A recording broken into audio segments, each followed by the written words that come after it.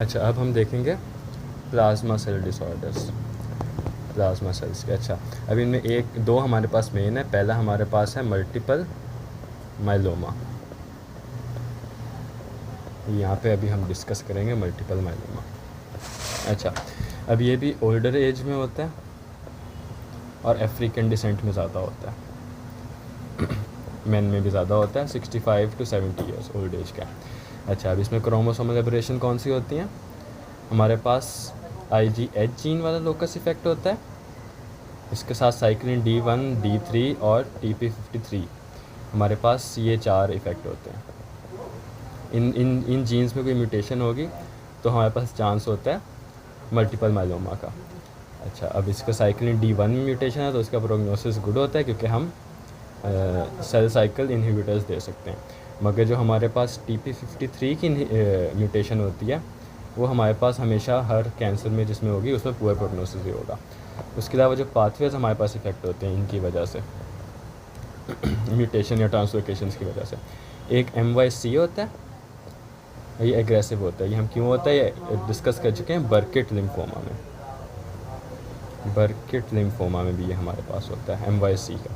और NF के beta pathway हमारे पास काफ़ी सारे में होते हैं, जिनमें सबसे प्रोमिनेंट हमारे पास एग्जांपल होती है हॉजकिन लिम्फोमा में। ठीक है, तो ये 4 जीन्स हमारे पास जो इफ़ेक्ट होते हैं मेनली। अच्छा, अब एक तो हमारे पास हो गए जीन्स इफ़ेक्ट होते हैं, ठीक है। उसके अलावा हमारे पास कुछ और फैक्टर्स भी होते हैं, क्योंकि अकेला जीन हमारे पास बहुत रेयरली करेगा कैंसर। तो दूसरे फैक्टर्स कौन से हैं? इंटरल्यूकिन 6 जो ट्यूमर सेल्स खुद प्रोड्यूस करते हैं, पॉजिटिव फीडबैक साइकिल चला देते हैं। और उसके अलावा हमारे पास बोन मैरो स्ट्रोमा में कुछ सेल्स होते हैं, उनके साथ इंटरेक्शन से वो भी पॉजिटिव फीडबैक सिग्नल देते हैं, जिसकी वजह से सेल्स ज़्यादा प्रोलिफरेट करेंगे। अच्छा, तो जीन्स भी हो गए, फैक्टर्स भी हो गए। अच्छा, अब जो हमारे पास ये सेल्स हैं ख़ुद भी कुछ फैक्टर्स प्रोड्यूस करते हैं जो इसकी टिपिकल क्लिनिकल प्रेजेंटेशन के लिए रिस्पॉन्सिबल होते हैं। अब मल्टीपल माइलोमा में हमें पता है कि बोन फीचर्स आते हैं, मतलब बोन इफ़ेक्ट होती हैं, ठीक है। हमारे पास लिटिक लीजन्स होती हैं बोन की। वो क्यों होती हैं? कि ऑस्टियोक्लास्ट फंक्शंस को बढ़ा रहे होते हैं, ऑस्टियोब्लास्ट को डिक्रीज़ कर रहे होते हैं। ऑस्टियोपोरोसिस के फीचर्स इससे हमारे पास आएंगे। वो CCL3 के ज़रिए हमारे पास ऑस्टियोक्लास्ट को बढ़ा रहे होते हैं और विंड पाथवे के थ्रू ऑस्टियोब्लास्ट को कम कर रहे होते हैं। तो ये हमारे पास फैक्टर्स होते हैं बोनी लीजन्स के लिए जो रिस्पॉन्सिबल होते हैं। सेल ऑफ ऑरिजिन हमारे पास ऑब्वियसली प्लाज्मा सेल होगा, B सेल की आखिरी फॉर्म जो होती है। इम्यूनोफिनोटाइप में इसमें सिंडिकन 1 होगा, ये हमने बाकी किसी कैंसर में नहीं देखा और ना देखेंगे। एक एडिशन मॉलिक्यूल है, ये सबसे मैच्योर सेल्स में होता है। और कुछ सेल्स में CD56 पॉजिटिव भी होगा, लेकिन ये वाला सब में होगा जितने भी प्लाज्मा सेल्स हमारे पास होंगे। अच्छा, अब इसकी क्लिनिकल प्रेजेंटेशन से पहले हम इसकी प्रोग्रेशन देख लेते हैं। ये इसकी प्रोग्रेशन है। Usually multiple myeloma straight forward develop नहीं होता, वो 2 स्टेजेस से पहले गुजरता है। एक होती है MGUS, monoclonal गैमोपैथी of indeterminate specificity, और ये हम बाद में देखेंगे। और स्मोल्डरिंग माइलोमा, ये सबसे माइल्ड होता है, ये मॉडरेट होता है और ये सवेयर होता है। ये एक स्पेक्ट्रम पे तीनों लाया करते हैं और इसी तरह प्रोग्रेस करते हैं। हम इन्हें बाद में देखेंगे, हम मल्टीपल माइलोमा के फीचर्स पे फोकस करेंगे। अच्छा, जो प्रेजेंट कैसे करेगा हमारे पास? अच्छा, ल्यूकीमिया, क्योंकि सेल ज़्यादा हो रहे हैं इसलिए ल्यूकीमिक पिक्चर इसमें हमारे पास प्रेजेंट कर सकती है। पॉसिबल है, लेकिन जो हमारे पास डेफिनेटिव है वो बोन में ये होते हैं, बोनी लीजन्स करवाते हैं। अच्छा, जिससे हम आ जाते हैं लिटिक बोन लीजन्स और हाइपर कैल्सीमिया। ये दोनों फीचर्स हमारे पास क्यों आ रहे हैं? क्योंकि बोन रिजॉर्प्शन बढ़ रही है। बोन रिजॉर्प्शन क्यों बढ़ रही है हम यहाँ पे पहले देख चुके हैं। इसकी वजह से बोन रिजॉर्प्शन बढ़ रही है, जिसकी वजह से कैल्शियम रिलीज़ हो रहा है। कैल्शियम अपने न्यूरोलॉजिकल फीचर्स भी हमारे पास करवाएगा, जिसमें हमारे पास कन्फ्यूजन और लिथार्जी आ जाएगी। GIT के सिम्टम्स अलग से होंगे, किडनी पे अलग से इफ़ेक्ट करेगा। ठीक है, ये इसके फीचर्स हैं जो हाइपर कैल्सीमिया की वजह से हो रहे हैं। उसके अलावा लिटिक बोन लीजन्स हमारे पास होती हैं। ये कैसी दिखती हैं? ये ऐसी दिखती हैं। ये सारी लिटिक बोन लीजन्स हैं हमारे पास। पंच्ड आउट डिफेक्ट्स कहते हैं इन्हें। अच्छा, और उसके बाद क्योंकि प्लाज्मा सेल बहुत ज़्यादा हो रहे हैं, प्लाज्मा सेल्स हमें पता है हमारे पास बनाते हैं इम्यूनोग्लोबुलिन्स, ठीक है। अब इम्यूनोग्लोबुलिन्स की अमाउंट भी बहुत ज़्यादा बढ़ जाएगी। अच्छा, मगर ये इम्यूनोग्लोबुलिन्स हमारे पास नॉर्मल नहीं होंगे, ये होंगे डिफेक्टिव, क्योंकि सेल्स डिफेक्टिव हैं, कैंसर सेल्स हमारे पास डिफेक्टिव होते हैं, तो जो इम्यूनोग्लोबुलिन्स बनेगी वो डिफेक्टिव होंगी, जिसकी वजह से नॉर्मल इम्यूनोग्लोबुलिन्स इनहिबिट हो जाएंगी और जो एब नॉर्मल है वो अपना रिक्वायर्ड फंक्शन नहीं कर सकेंगी, जिसकी वजह से हमारे ऑटो इम्यून डिजीज़ भी हो सकती हैं और इम्यून सिस्टम सप्रेस होकर रिकरेंट इन्फेक्शंस भी हो सकते हैं। ये दोनों हमारे पास होंगे क्योंकि एबनॉर्मल आईजी प्रोडक्शन हो रही है हमारे पास। अच्छा, और उसके बोन्स के अलावा इसका हमारे पास प्रोमिनेंट इफेक्ट होता है रीनल फेलियर पे, किडनी पे रीनल फेलियर करवाता है। अच्छा, वो क्यों कराता है? क्योंकि प्रोड्यूस करता है बेंस जोन्स प्रोटीन्स। अब बेंस जोन्स प्रोटीन, अब ज़रा हम साइड पे आके तो ऐसा डिटेल लेंगे। अच्छा, अब एक चीज़ होती है मल्टीपल माइलोमा में हमारे पास एम प्रोटीन्स और एक होती हैं बेंस जोन्स प्रोटीन्स। अच्छा, एम प्रोटीन्स हमारे पास क्या होती हैं? These are the defective immunoglobulins. हम पहले भी डिस्कस कर चुके हैं, डिफेक्टिव इम्यूनोग्लोबुलिन्स बनाएंगे, बहुत ज़्यादा अमाउंट में बनाएंगे, इनको हम रेफ़र करते हैं एज एम प्रोटीन्स। अच्छा, और बेंस जोन्स प्रोटीन्स क्या होती हैं? अच्छा, अब जो हमारे पास इम्यूनोग्लोबुलिन्स हैं ना, उनके दो पार्ट्स होते हैं, एक होते हैं हैवी चेन्स, एक होते हैं लाइट चेन्स। अच्छा, अब क्योंकि सेल्स डिफेक्टिव हैं, म्यूटेशंस हैं, तो लाजमी नहीं है कि ये दोनों सेम अमाउंट में बने। हमारे पास कुछ कंडीशन में लाइट चेन्स बहुत ज़्यादा बन रही होती हैं हैवी चेन से, जिसकी वजह से लाइट चेन्स अलग से हमारे पास इम्यूनोग्लोबुलिन्स का हिस्सा नहीं बनाती, मगर फ्रीली हमारे पास प्लाज्मा में आ जाती हैं, फ्रीली इन प्लाज्मा। अच्छा, अब जब प्लाज्मा में आ जाती हैं तो इन्हें, क्योंकि ये लाइट चेन्स हैं, इनका मोलिकुलर वेट स्मॉल है, इसे इन्हें कौन फिल्टर करेगा? किडनी। और जब ये यूरिन में हमारे पास एक्सक्रीट होंगे तो हमें यूरिन में प्रोटीन यूरिया मिलेगा। उस यूरिन में जो प्रोटीन यूरिया मिलेगा उसको हम कहेंगे Bence Jones proteins. So these are the light chains excreted in the urine, they are called Bence Jones proteins. अच्छा, अब सारी की सारी यूरिन में नहीं हमारे पास एक्सक्रीट हो सकती, क्योंकि प्रोटीन्स हैं, इसे एग्रीगेट भी कर जाएंगे किडनी के ट्यूब्यूल्स में, ट्यूबुलर एग्रीगेशंस भी हो जाएंगी इनकी, और बहुत जगह एग्रीगेट्स बना देती हैं उनके। अब मेनली ये जो एग्रीगेट होंगे ना किडनी में, इनकी वजह से हमारे पास प्रोड्यूस होगा रीनल फेलियर। चलिए अब दोबारा देख जाते ऊपर।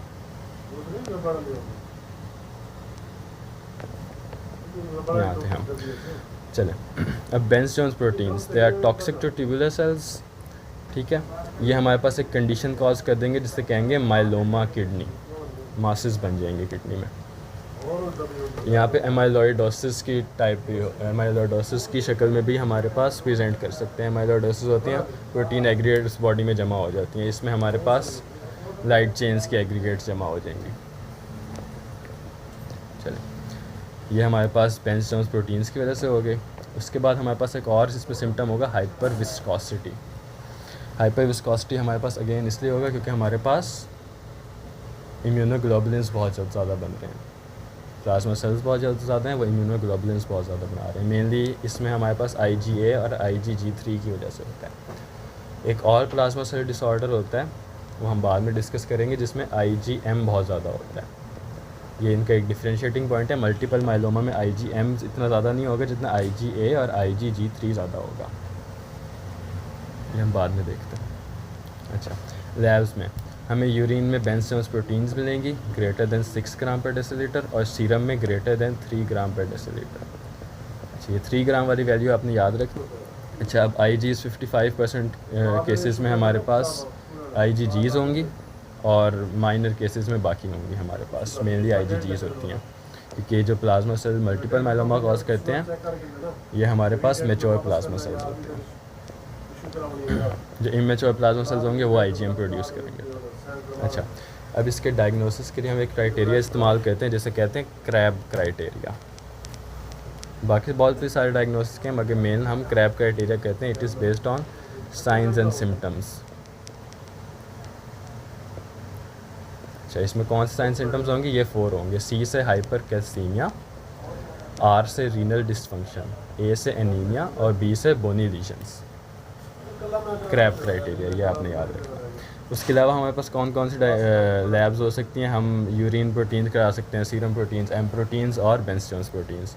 क्लोनल प्लाज्मा सेल्स हमारे पास बहुत ज़्यादा होंगे, मतलब प्लाज्मा सेल्स बहुत ज़्यादा होंगे और वो सब के सब सेम होंगे, सेम एंटीबॉडीज़ बना रहे होंगे, उनका सेम इम्यूनोफिनोटाइप होगा, इम्यूनोफिनोटाइप सेम होगा, लिटरली सेम सेल्स होंगे हमारे पास, इन्हें हम कहते हैं क्लोनल सेल्स। उसके बाद बोन मैरो एग्जामिनेशन कहते हैं, हम आगे देखते हैं मॉर्फोलॉजी में रेडियोग्राफिक। पहले रेडियोग्राफिक देख लें।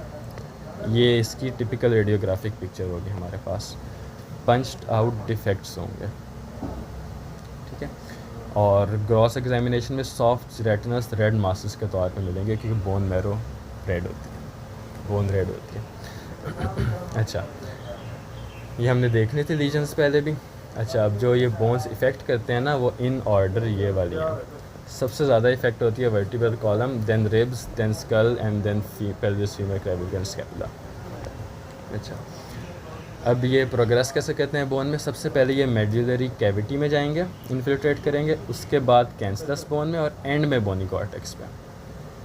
तो जो हमें लीजन्स मिलती हैं बोनी कॉर्टेक्स की, असल में हमारे पास एंड लेवल लीजन्स होती हैं। अच्छा, ऑस्टियोपेनिया भी इसमें ऑब्जर्व होता है, क्योंकि बोन हमारे पास लाइज हो रही है, डिस्ट्रॉय हो रही है।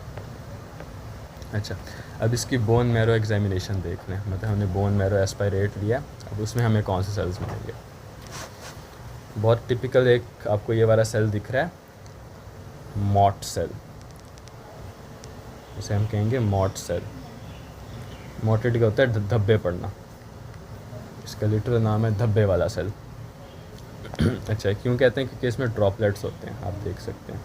अच्छा, अब इन सेल्स के साइटोप्लाज्म में भी ड्रॉपलेट्स होंगे और न्यूक्लियाई में भी ड्रॉपलेट्स होंगे।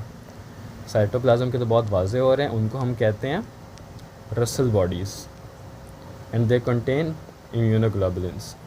अच्छा, और जो न्यूक्लियाई में हमारे पास होते हैं, वो आप यहाँ पे देख सकते हैं, ये न्यूक्लियस है और उसके अंदर ये हमारे पास एक इंक्लूजन बॉडी है, ठीक है। अब इस इंक्लूजन बॉडी को सेम एज साइटोप्लाज्म ये न्यूक्लियस में भी जमा होती हैं। दे आल्सो कंटेन इम्यूनोग्लोबुलिन्स, इन्हें हम कहेंगे Dutcher bodies. So Russell bodies, Dutcher bodies in Mott cells, ये इसकी टिपिकल मॉर्फोलॉजी होगी। उसके अलावा हमारे पास प्लाज्मा ब्लास्ट्स भी होंगे, ये वाला सेल प्लाज्मा ब्लास्ट। अब इसके फीचर्स हमारे पास होंगे, सिंगल न्यूक्लियोलाई होगा, एक्सेंट्रिक न्यूक्लियस होगा, वेसिकुलर क्रोमैटिन होगा। वेसिकुलर क्रोमैटिन हम एक वीडियो में पहले भी देख चुके हैं। इसमें हमारे पास ये सेल है हमारा, ये न्यूक्लियस है और इसका क्रोमैटिन इस तरह से अरेंज होगा कि बीच में हमें होल्स दिखेंगे,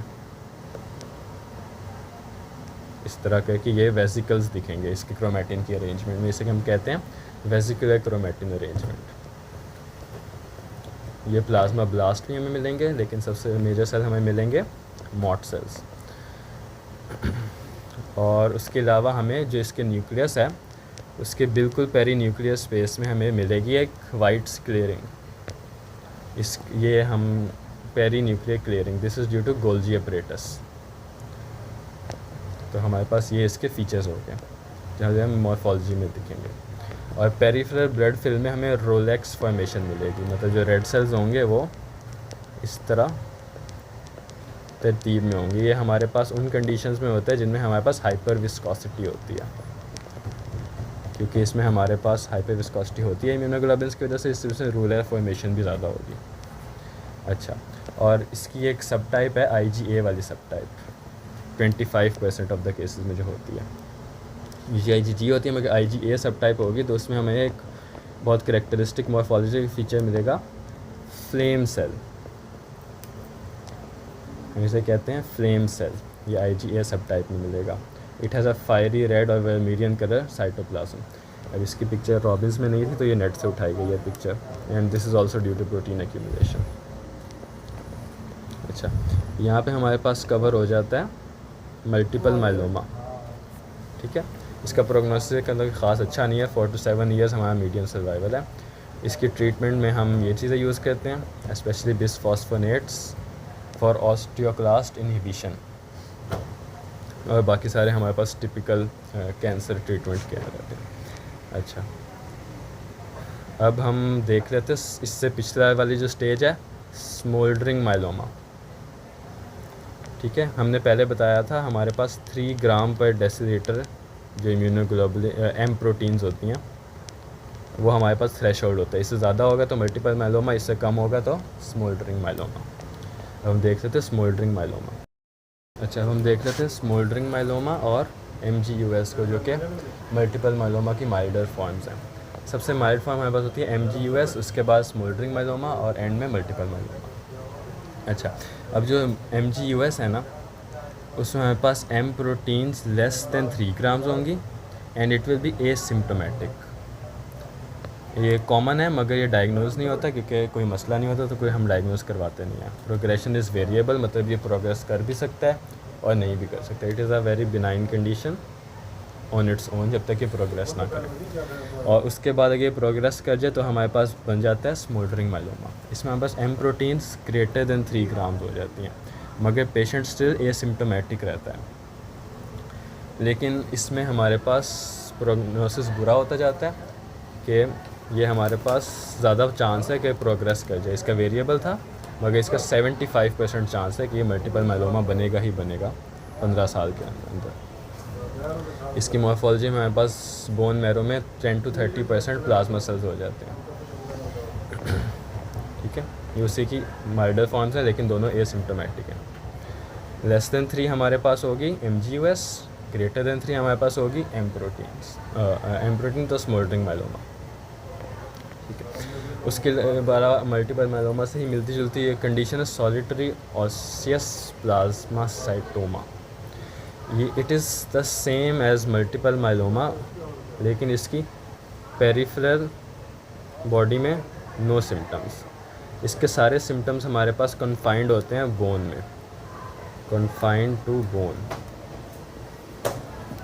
इसमें हमारे पास वही सॉलिटरी लीजन्स होंगी जैसे हमारे पास मल्टीपल माइलोमा में थी, and it has an inevitable progression. 100% chance है कि मल्टीपल माइलोमा बनेगा 10 से 20 साल के अंदर। और अगर ये बोन से निकल के बाकी टिश्यूज़ में लीजन्स बनाने लग जाए, फिर चांस हमारे पास बढ़ जाता है लंग्स में, ओरोफेरिंक्स में, नेज़ल साइनसेस में। मगर अगर हमें इस चांस को कम करना होता है कि मल्टीपल माइलोमा ना बने, तो हमें इन टिश्यूज़ की रिसेक्शन कर देनी चाहिए जिनमें ये इन्फिल्ट्रेट कर रहे हैं, तो हम इसकी प्रोग्रेशन को काफ़ी हद तक बेहतर रोक सकते हैं। तो ये सारे मल्टीपल माइलोमा से मिलते हुए सिनेरियोज़ थे। अब हमारे पास आ जाता है लिम्फोप्लाज्मासिटिक लिम्फोमा। अच्छा, उसमें हमारे पास मल्टीपल माइलोमा में मेनली हमारे पास थी IgG और IgA, जबकि इसमें हमारे पास होती है IgM। और जब इसमें बहुत ज़्यादा IgM बनती है तो हमारे पास एक सिंड्रोम कॉज करता है, जिसे हम कहते हैं, एक कंडीशन कॉज करता है जिसे कहते हैं Waldenstrom macroglobulinaemia. It is a hyperviscosity syndrome. अब इसके बाकी जो हमारे पास हैं वो मिलते जुलते हैं मल्टीपल माइलोमा से, मल्टीपल माइलोमा से नहीं मिलते, क्योंकि मल्टीपल माइलोमा में होती है बोन डिस्ट्रक्शन, मगर इसमें बोन डिस्ट्रक्शन नहीं होती। ठीक है, और लाइट चेन सिक्रीशन और मतलब बेंजोन प्रोटीन और उसकी जो कॉम्प्लिकेशन रीनल फेलियर, एमाइलोइडोसिस वगैरह था, वो भी नहीं होते। इसमें हमारे पास सिर्फ हाइपर विस्कोसिटी होती है।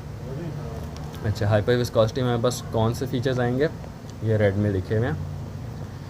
पहली आएगी विजुअल इम्पेयरमेंट, क्योंकि ये हमारी ब्लड सप्लाई को डिस्टर्ब कर रहा है। इसमें वेनस कंजेशन हो जाती है, रेटिनल हेमरेजेस हो जाते हैं, एक्सोडेट्स हो जाते हैं, रेटिनल डिटैचमेंट्स हो सकती हैं जिसकी वजह से हमारे पास। उसके बाद हमारे पास आएंगे न्यूरोलॉजिकल सिम्टम्स, क्योंकि ये ब्लड फ्लो को डिक्रीज़ कर रहा है। हाइपर विस्कस ब्लड होगा तो ब्लड फ्लो हमारे पास डिक्रीज़ हो जाएगा टिश्यूज़ में, तो हमारे पास न्यूरोलॉजिकल सिम्टम्स आएंगे, हेडेक्स, डिजीनेस, डेफनेस, स्टूपर। उसके बाद हमारे पास आ सकती है ब्लीडिंग टेंडेंसीज़, क्योंकि प्लेटलेट फंक्शन हमारे पास इनहिबिट हो जाता है ड्यू टू IgMs। अब IgM जो है ये हमारे पास बहुत ज़्यादा हो जाएगा, एग्रीगेट्स बनाएगा, प्लेटलेट्स को अपने साथ कंबाइन करेगा, क्लॉटिंग फैक्टर्स को अपने साथ कंबाइन करेगा, प्लेटर्स क्लॉटिंग फैक्टर्स को कंबाइन करेगा, उन दोनों का फंक्शन डिक्रीज़ हो जाएगा, ब्लीडिंग टेंडेंसीज़ इंक्रीज़ हो जाएंगी। ठीक है। इसके बाद हमारे एक और जैसे रेनॉल्ड फिनोमिनॉन जैसे फिनोमिना हमारे पास हो सकते हैं। इसको हम कहते हैं कायरोग्लोबुलिनीमियाज़। इसमें हमारे पास precipitation of macroglobulins at low temperature. ये हमारे पास सेम मैकेनिज़्म है जो हमारे पास कोल्ड एग्लूटिनेशन आइहाज में होता है, auto immune haemolytic anaemias eight low temperature. उसमें भी हमारे पास सेम फिनोमिनन हो रहा होता है कि जो IgMs होते हैं ना वो लो टेम्परेचर्स पे हमेशा एग्लूटिनेट करेंगे। लो टेम्परेचर होगा तो हमेशा एग्लूटिनेट करेंगे और नॉर्मल से ज़्यादा एग्लूटिनेट करेंगे। नॉर्मल पर्सन में भी एग्लूटिनेट कर सकते हैं, लेकिन हमारे पास IgM ही बहुत ज़्यादा होगा तो एग्लूटिनेशन भी बहुत ज़्यादा होगी। अभी एग्लूटिनेशन हमारे वेसल्स को तंग कर सकती है, इसके जैसे रेनॉल्ड फिनोमिना हो सकता है हमें कोल्ड में, और कोल्ड अर्टिकेरिया हो सकता है। ये भी मिलती जुलती कंडीशन है क्योंकि प्रेसिपिटेशन ऑफ मैक्रोग्लोबुलिन IgMs हो रहे हैं हमारे पास। अच्छा, इसके अलावा हमारे पास टिपिकल B सिम्टम्स आएंगे जिसमें weakness, fatigue, weight loss, fever हो जाएगा हमारे पास। स्प्लीनोमेगैली, हेपेटोमेगैली, लिम्फेडेनोपैथी ये हमारे पास प्रेजेंट होंगे। मल्टीपल माइलोमा में इतने प्रेजेंट नहीं होते हमारे पास।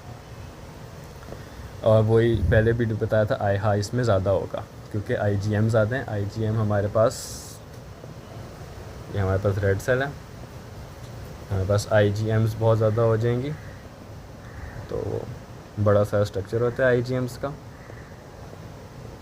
तो वो सारी हमारे पास आपस में मिल के इसको कवर कर लेंगी रेड ब्लड सेल की सरफेस को। उसके बाद हमारे पास एक्टिवेट कॉम्प्लीमेंट सिस्टम हो जाएगा।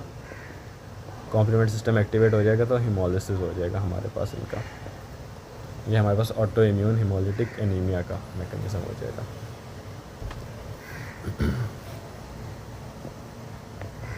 लेकिन इसके मेन फीचर्स हमारे पास हाइपर विस्कोसिटी की वजह से होंगे। अच्छा, अब इसकी मॉर्फोलॉजी।